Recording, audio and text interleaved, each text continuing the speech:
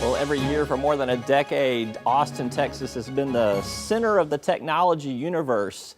A music festival originally called South by Southwest has become the tech center of the universe. It is the go-to place for people that are extremely talented in the tech and digital field, and I am joined by Zack Hill. He is with advertising powerhouse CJRW. He's the director of their digital services. Welcome to the program. Thank you. You're fresh back from, as the hipsters call it, South by. Yes, South by. I got to get my phraseology right there.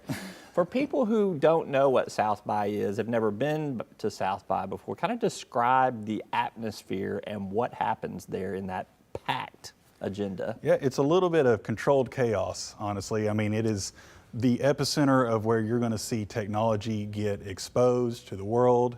It's going to see the launch of new apps, apps come and go, and then how marketers can really take advantage of these new technology and applications and apply them to their businesses. You're there taking notes, you're there looking for trends, you're there kind of identifying things that have been, useful in business in the past and things that are going to be kind of on the cutting edge of the future. What were some of your big takeaways from South by? Yeah, what was very interesting about this year was most of the time you see a breakout application, like in the past it's been myriad or Twitter, Foursquare, but this year it was all about breakout technology.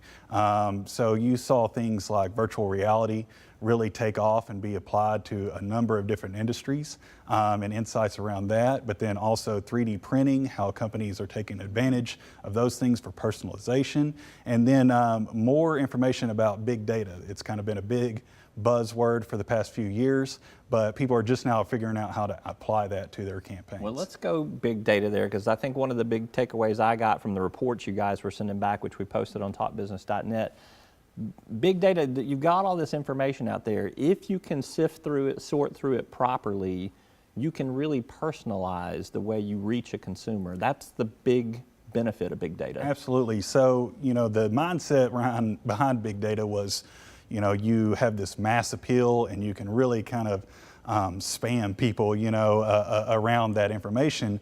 But if you really simplify the data and make it a micro campaign, yeah, it's not quite as big of a campaign, but you can really get specific and target these audience members. And you can say that, I like to use the analogy that if you're at a buffet and you're a vegetarian, obviously you're going to focus on the vegetable section of the buffet versus going across the board on everything. So that's essentially what you're doing here. You're simplifying the data and getting a lot more targeted so you don't have to run that huge campaign. Let's talk a little bit about virtual reality. Again, another post that you guys did really talking about how consumers can experience things in virtual reality. Now 360 degrees kind of worth of information. That doesn't seem like that's applicable to everything. So kind of how does that get utilized? Well, right now it's probably not applicable to everything, but I think what we picked up on at South by was that this is just the tip of the iceberg.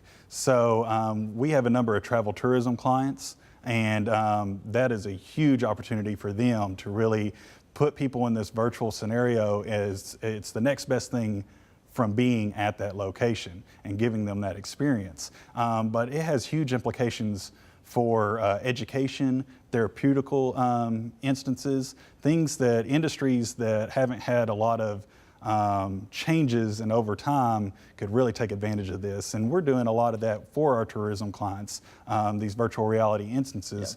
Yep. So it's going to have a huge impact in a lot of different ways. One of the things that also was a big takeaway for me was losing the term millennials. We've kind of grouped a whole generation of people by certain traits or characteristics or even age into this this millennial generation.